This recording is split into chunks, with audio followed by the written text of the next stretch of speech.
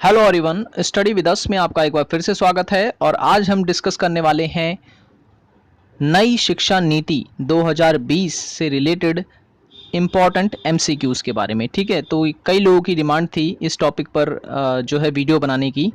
तो मैं बता दूं, एक्सप्लेनेशन वीडियो तो मैंने ऑलरेडी बना दिया था, लेकिन ये जो वीडियो है इसमें एमसीक्यू जो क्वेश्चंस हैं उन्हें एमसीक्यू के रूप में आपके सामने रखे गए हैं। तो ये काफ़ी इंपॉर्टेंट है, तो वीडियो को एंड तक देखें। वीडियो पसंद आए तो लाइक करें और चैनल को सब्सक्राइब नहीं किया तो ज़रूर कर लें, ताकि ऐसी ही वीडियोस आपको एग्ज़ाम होने तक मिलती रहे। तो चलिए वीडियो को शुरू करते हैं। और अगर आप हमारी पहले की वीडियो देखना चाहते हैं तो आप देख सकते हैं, लिंक मैंने डिस्क्रिप्शन में दे दिया है। ठीक है, तो ये जो है नई शिक्षा नीति से संबंधित महत्वपूर्ण प्रश्न है इसमें। ठीक है, और अगर आप चाहते हैं एक्सप्लेनेशन पूरा वीडियो तो वो भी मैं लिंक जो है डिस्क्रिप्शन में दे दूंगा। तो चलिए शुरू करते हैं आज का पहला क्वेश्चन। तो पहला क्वेश्चन ये है कि नई शिक्षा नीति 2020 के अनुसार भारत की जीडीपी मतलब ग्रॉस डोमेस्टिक प्रोडक्ट, ठीक है, तो भारत की जीडीपी का कितना प्रतिशत शिक्षा पर खर्च किया जाएगा?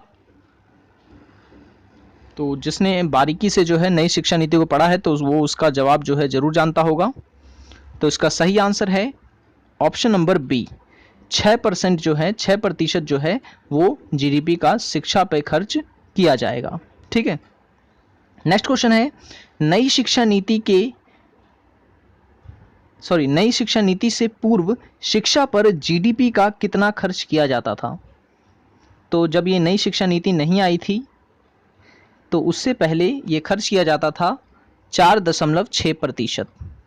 ठीक है, यानी 4.6% जो है जीडीपी का हिस्सा शिक्षा पे खर्च किया जाता था। हालांकि मैं बता दूं, अभी नई शिक्षा नीति जो है पूरी तरह से लागू नहीं हुई है। नेक्स्ट क्वेश्चन है जेंडर इंक्लूसन, ठीक है, जेंडर इंक्लूसन फंड किससे संबंधित है?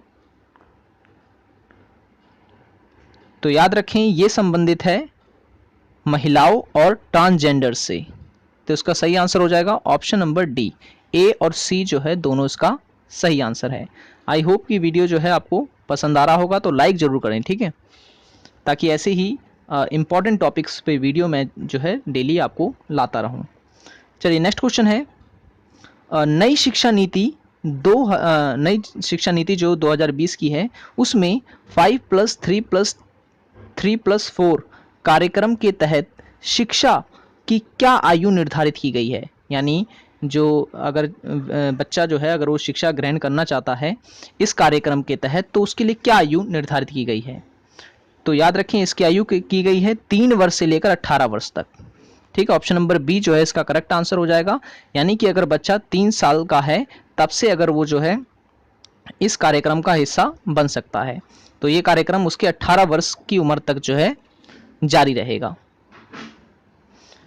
नेक्स्ट क्वेश्चन है नई शिक्षा नीति के तहत उच्च शिक्षा किस कक्षा के छात्रों को प्रदान की जाएगी? पहले क्या होता था, 11th और 12th क्लास को जो है उच्च शिक्षा कहा जाता था। ठीक है, स्कूली शिक्षा के तहत अगर मैं बताऊं तो, लेकिन अब जो है वो जो है अब ये बदल दिया गया है नई शिक्षा नीति के तहत। अब जो छात्र होंगे वो 9वीं से 12वीं तक के जो छात्र होंगे उन्हें जो है उच्च शिक्षा के विद्यार्थी कहा जाएगा। ठीक है, तो ये चीज़ भी आपको याद रखनी है। नेक्स्ट क्वेश्चन है नई शिक्षा नीति के तहत बीएड डिग्री कोर्स को कितने वर्ष के लिए किया गया है?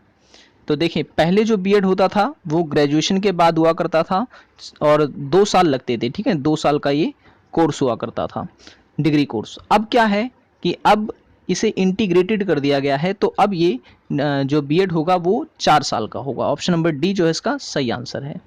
ठीक है, ग्रेजुएशन जो है अब इससे अलग कर दी गई, यानी कि अब आपको 12th के बाद ही जो है बीएड में एडमिशन लेना होगा। इंटीग्रेटेड कोर्स होगा, 4 साल का होगा। लेकिन अगर किसी ने एमए कर रखी है और वो बीएड करना चाहता है तो उसे जो है बीएड उसका 1 साल में ही हो जाएगा। ठीक है, उसे 1 साल में जो है बीएड की डिग्री मिल जाएगी। नेक्स्ट है नई शिक्षा नीति के तहत स्कूल में छात्रों को मातृभाषा में शिक्षा किस कक्षा तक प्रदान की जाएगी? किस कक्षा तक प्रदान की जाएगी? तो इसका सही आंसर है ऑप्शन नंबर सी, यानी कि 5वीं कक्षा तक। ठीक है, 5वीं कक्षा तक जो छात्र होंगे उन्हें जो है शिक्षा मातृभाषा में प्रदान की जाएगी। ठीक है, तो अगर आप हमारी पहले की वीडियोस देखना चाहते हैं, मैंने ऑलरेडी जो है नई शिक्षा नीति पर वीडियो बना रखा है, आप उसे ज़रूर देख लें। और क्योंकि कई ऐसे क्वेश्चन होंगे जो इसमें कवर नहीं हुए होंगे, तो आप उस वीडियो को देख के जो है अच्छे से उस टॉपिक को कवर कर सकते हैं। ज़्यादा चांसेस हैं यहाँ से क्वेश्चन पूछे जाने के। ठीक है, ओके। नेक्स्ट क्वेश्चन है, उच्च शिक्षा ग्रोस इनरोलमेंट रेशियो को, ठीक है ना, उच्च शिक्षा में जो ग्रॉस इनरोलमेंट रेशियो होता है उसको 100% तक का लक्ष्य रखा गया है। ठीक है, ये कब तक पूरा किया जाएगा? तो ये होगा ऑप्शन नंबर 20 का करेक्ट आंसर है 2035 तक। ठीक है, 2035 तक। और मैं बता दूं, जो अभी हाल ही का लक्ष्य जो रखा गया है वो रखा गया है 50% तक का। ठीक है, लेकिन 2035 तक ये कहा गया है कि ये 100% तक जो है बढ़ाया जाएगा। नेक्स्ट है, उच्च शिक्षा में 2018 का ग्रोस इनरोलमेंट रेशियो कितना प्रतिशत था? यानी कि अभी की अगर हम बात करें तो ये कितना है?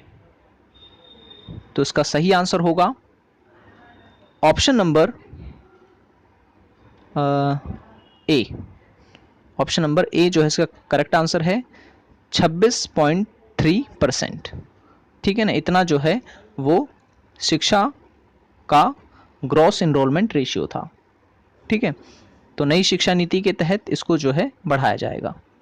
नेक्स्ट क्वेश्चन है, शिक्षा नीति के तहत किस डिग्री को हटाने की बात की गई है? ठीक है, किस डिग्री को हटाने की बात की गई है? तो नई शिक्षा नीति को अगर आप बारीकी से पढ़ेंगे तो आपको पता चलेगा उसमें जो है एमफिल का उल्लेख कहीं नहीं किया गया है। ठीक है, तो ये एमफिल जो है नई शिक्षा नीति के तहत इस डिग्री को हटा दिया जाएगा। एमफिल का जो पूरा फुल फॉर्म होता है वो होता है मास्टर ऑफ फिलॉसफी। ठीक है, तो इसे अब हटाने की चर्चा की जा रही है। नेक्स्ट क्वेश्चन है, national curriculum framework for education की स्थापना कब की गई? National curriculum framework for education की स्थापना कब की जाएगी? ठीक है, नई शिक्षा नीति के तहत की जाएगी। तो ये स्थापित किया जाएगा सन 2021 में। ऑप्शन नंबर ए जो है इसका करेक्ट आंसर है। और जहाँ तक न्यूज़पेपर में आ रहा है वो यही आ रहा है कि 2021 तक जो है ये नई शिक्षा नीति जो है पूरी तरह से लागू कर दी जाएगी और जितने भी नए प्रावधान हैं वो 2021 से फॉलो किए जाएंगे। नेक्स्ट क्वेश्चन है, नई शिक्षा नीति में उल्लेखनीय मीरू MERU शब्द का विस्तृत रूप क्या है? ठीक है, मीरू जो शब्द है उसका विस्तृत रूप क्या है? तो इसका सही आंसर होगा ऑप्शन नंबर ए। ठीक है, क्या है? Multi disciplinary education and research university. ठीक है, multi disciplinary education and research university. ठीक है, तो ये चीज़ आपको याद रखनी है, ज़्यादा चांसेस हैं क्वेश्चन पूछे जाने की। नेक्स्ट क्वेश्चन है कि राष्ट्रीय या हम कहें कि नेशनल इंस्टीट्यूट फॉर लैंग्वेज की स्थापना का मुख्य उद्देश्य किन भाषाओं को प्रोत्साहन देना है? किन भाषाओं को प्रोत्साहन देना है? तो जो नेशनल इंस्टीट्यूट फॉर लैंग्वेज है ये 3 भाषाओं को प्रोत्साहित करेगा, पेरिसियन, पाली और प्रकृत। तो उसका सही आंसर हो जाएगा ऑप्शन नंबर डी।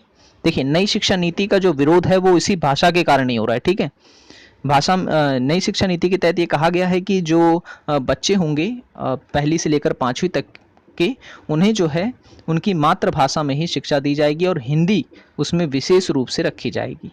ठीक है, तो इसका विरोध किया गया है दक्षिण भारत के राज्यों के द्वारा। ठीक है, और भी कई ऐसे राज्य हैं जो इसका विरोध कर रहे हैं अभी भाषा को लेकर के। हो सकता है कि ये प्रावधान जो है जल्द हटा भी दिया जाए।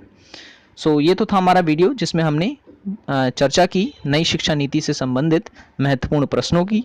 तो आई होप कि ये वीडियो आपको पसंद आया होगा। वीडियो पसंद आया हो तो लाइक करें, चैनल को सब्सक्राइब नहीं किया तो ज़रूर कर लें और पहले की वीडियोस नहीं देखी है तो उसे ज़रूर देखें।